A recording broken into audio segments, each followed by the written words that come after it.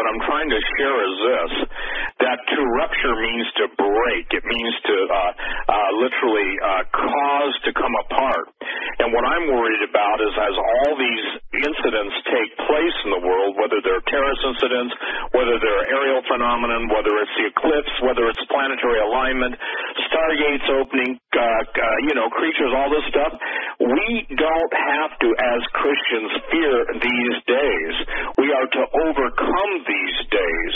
And so what I'm saying is this, if God declares that once more will he shake the heavens and the earth, then I think it's important that people understand that sometimes when God shakes our theology or our attempt to stay non-involved in reality, there are no spectators in the kingdom of God, only active participants.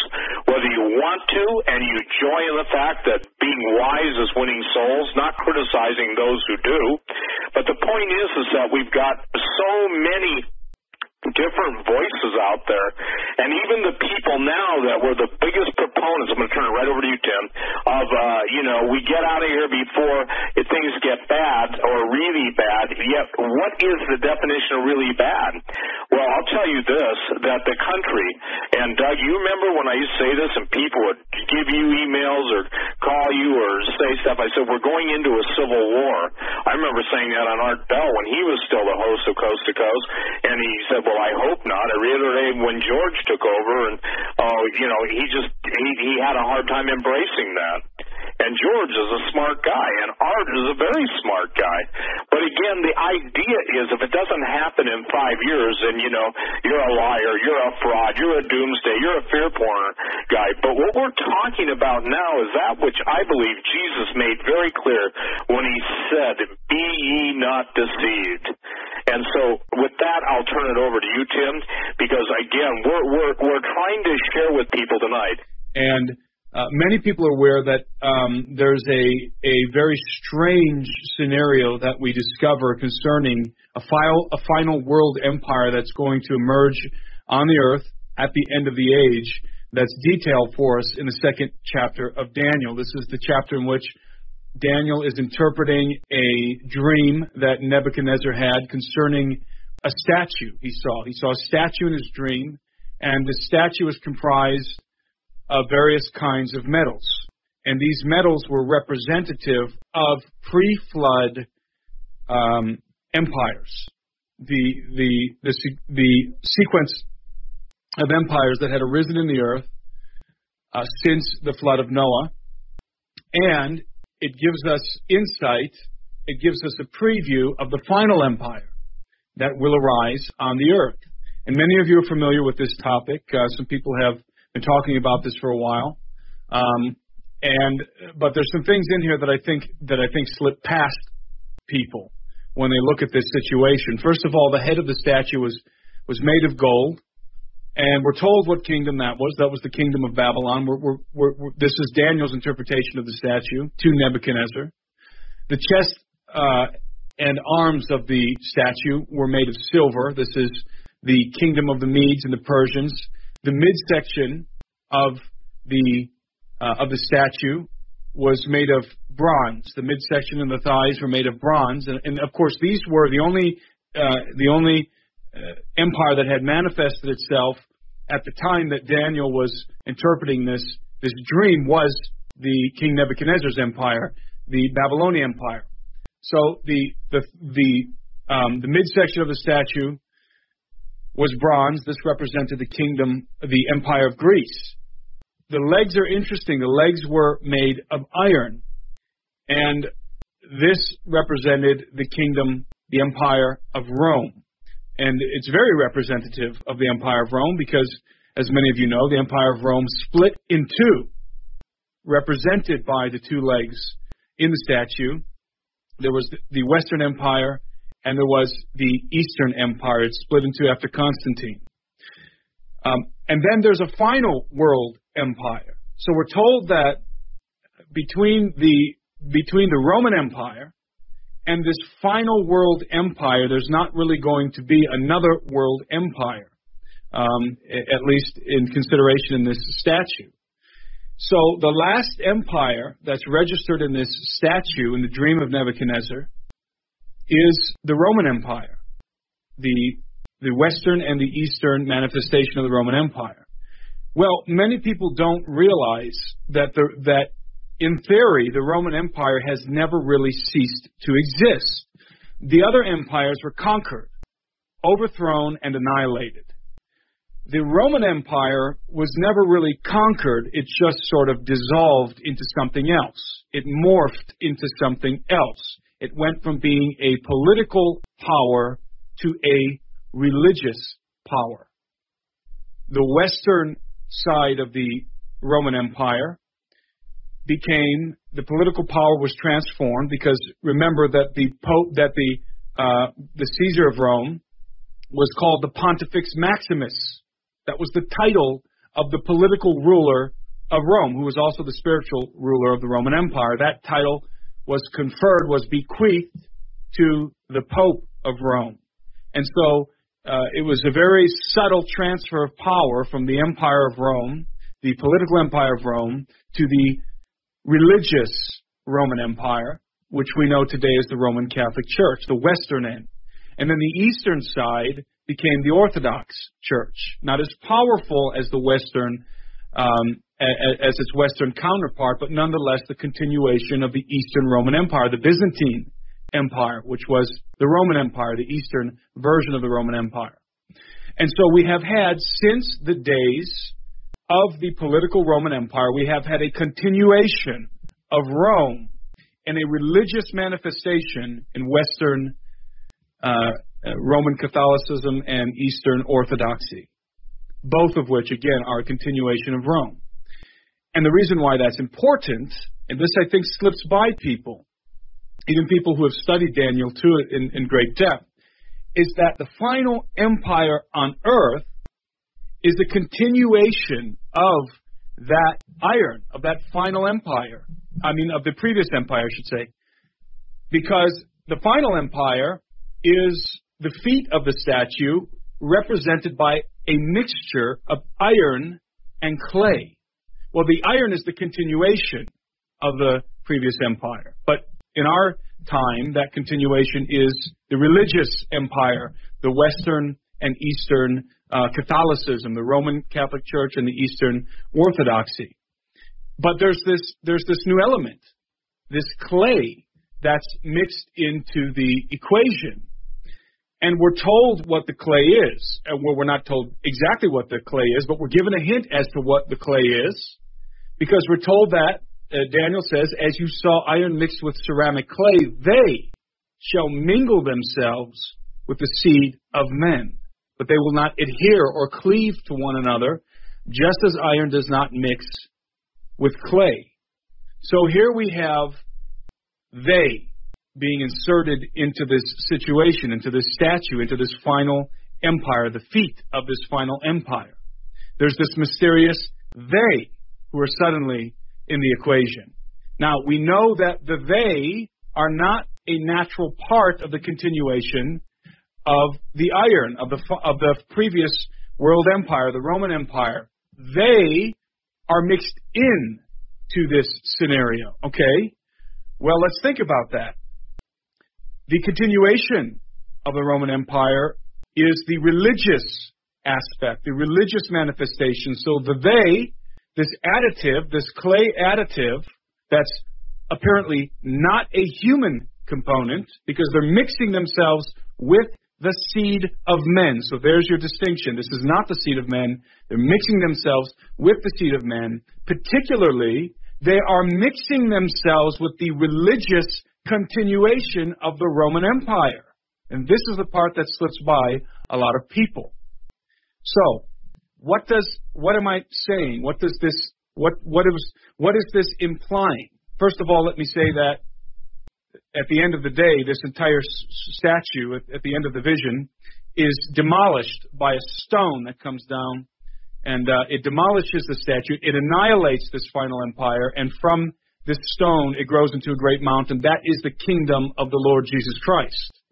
So that's the end of the vision. I mean, that's what happens at the end. So no matter who the they are, they're going to be annihilated. Their empire will be annihilated. But it's interesting to note that you have the two legs that are perfectly describing the two Roman empires, west and east, and then you have the feet, which the feet have 10 toes. There are 10 toes on the feet, and suddenly we have these 10 kings in the book of Revelation, and we have to now start thinking about these 10 kings and the unfolding of the prophetic scenario in the book of Revelation as not entirely human, because there is a they component that is mingling with the seed of men. And if you look into and we were talking about the occult, the phenomenon of the accelerated, of the public acceleration of the occult in the United States and in the Western world. One of the primary objectives of the occult, of the mystery schools worldwide, without a doubt, and you can read Manly P. Hall. All you have to do is read Manly P. Hall, and you're going to find this out immediately, is the resurrection and the restoration of the Atlantean Empire, of the Atlantean paradigm, which is to say, the resurrection of the Golden Age, the time when the gods were among men and were mingling themselves with the seed of men. So what we see in Daniel's statue is a resurgence of the Atlantean paradigm, and it goes further. Atlantis had 10 kings. I believe that there was a city of Atlantis, or a city reminiscent of Atlantis in the pre-flood world, but I also believe that Atlantis is an analogy of the antediluvian world and the antediluvian paradigm in general, because it was Poseidon, according to Greek myth, who took a human wife and gave birth to 5 sets of twins, who ruled over not only over the island of Atlantis, but the empire of Atlantis that was a global empire. So the occult is working towards the resurrection of the Golden Age, of the time when the gods mingled themselves with the seed of men. Enter the UFO phenomenon, enter the alien abductions, enter this entire ufological situation, and I believe it's absolutely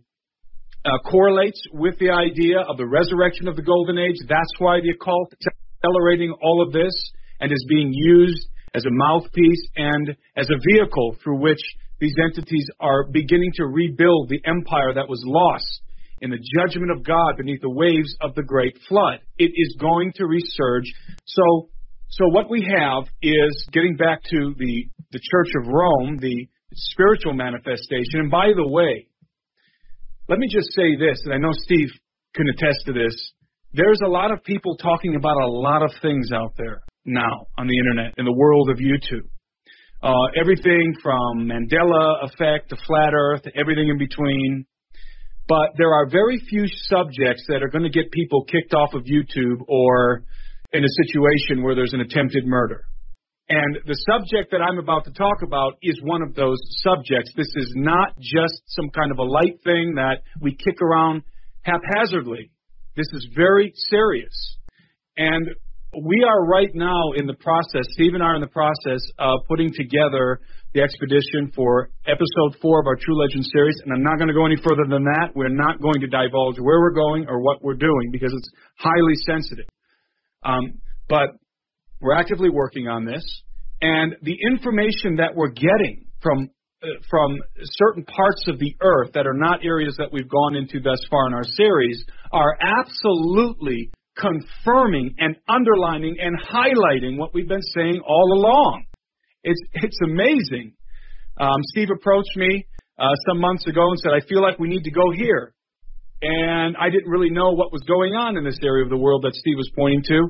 But I found out later on, my God, this is a amalgamation of everything we've been talking about, and it takes it to the next level. So, and it has to do with a lot of different things that we've dealt with in our films. But so back to this manifestation of this religious empire and they that's mingling themselves with it, specifically with this empire, the continuation of the iron in the legs.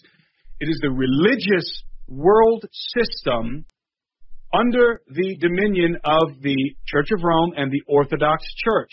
This isn't to pick on Catholics, as Steve always says, and as I'm reiterating.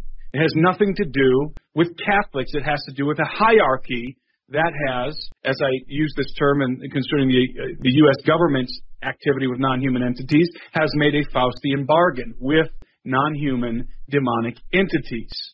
And it appears that the great threat to the world in terms of religious threat is Islam. And indeed, Islam is a great threat and a terrible threat, but we're coming to something that's an even greater threat, and it is the formulation of a world religion. And the formulation of the world religion is going to be based around a very strong delusion, and the people who are in the background already formulating this world religion are actively in contact with non-human entities, and that information is coming to us and is being confirmed by multiple sources. So this is a very intense subject matter because it really gets to the heart of what's going on. We will witness a resurgence of the empire of the gods from the antediluvian age, from the Atlantean empire. That dynamic, that paradigm will resurge in the earth at the end of the age, and it's going to fundamentally consist of several different dynamics that we talk about over and over and over. One of those dynamics is the UFO stuff, because they are mingling themselves with the seed of men, and I believe there's a distinct reason why they're mingling themselves with the seed of men, and it's part of the reason is what I tried to elucidate, perhaps not very effectively, the last time I was on your show. And that is that the human race is running out of time, genetically speaking. Our genetic clock is ticking. It's ticking to midnight. We're running out of time. And we're coming into a very apocalyptic scenario for the human race, regardless of whatever geopolitical situations unfold on the earth. There is an even more urgent crisis unfolding in the genome of the human being. And it is inevitable, and it is coming. And so it's going to precipitate a host of different, the falling, let's say, of a host of dominoes that are going to begin to collapse right in front of us. And I don't know when it's going to happen, but it's coming. So there is a resurgence of the antediluvian empire from the world before the flood of Noah that is already beginning. The pieces are beginning to come together. They are mingling themselves with the seed of men, and that final world empire is going to grow up out of the ruins, the religious manifestation, the ruins of the Roman Empire. The word ruins isn't the continuation of the Roman Empire, the legs of iron, which are now in a religious manifestation in the Church of Rome and in the Orthodox Church. And people may say, well, the Church of Rome, the Orthodox Church, and I see this online all the time. Why do they like to pick on them? And they're basically irrelevant now. Now it's all about Islam. Now it's all about postmodernism and secularism and atheism. No, I beg to differ. I think that what's percolating in the background, behind the curtains,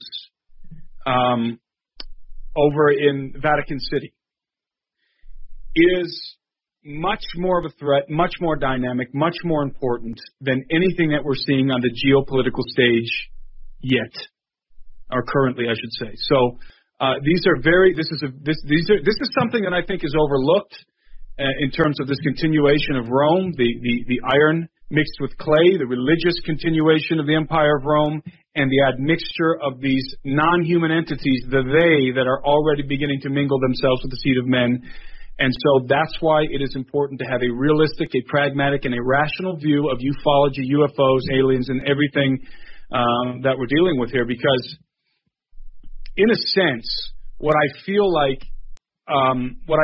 we are doing by talking about this information, by focusing on this kind of information and reiterating it over and over, because I was praying about this the other day, what good is it really doing?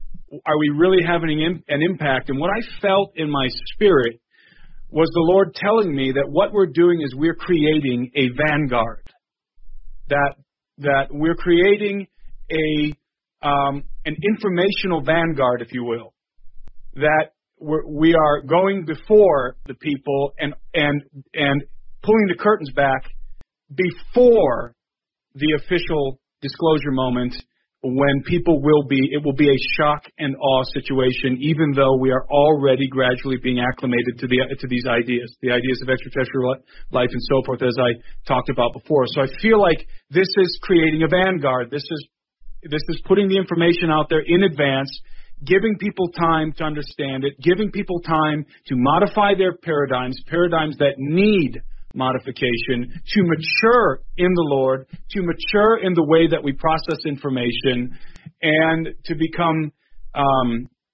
advanced in our thinking and ready for the advanced assault that is, again, percolating in the background. And I don't think it is a coincidence that there are all of these red herrings being thrown into the mix on the internet, on YouTube, and in other places. And I think a lot of you know what red herrings I'm referring to, that are causing people to go down all of these different trails and breaking up what was, I would say that what was about 5 years ago, a solid front, pressing forward into the idea of a secret space program, into the idea of the ufological stuff, into the idea of the ruling elite and the Luciferian plans that are being concocted in secret. I think that there was a more unified push, and so there was some psyops launched to break up that community. You can call them the Christian truther community, whatever you want to call it.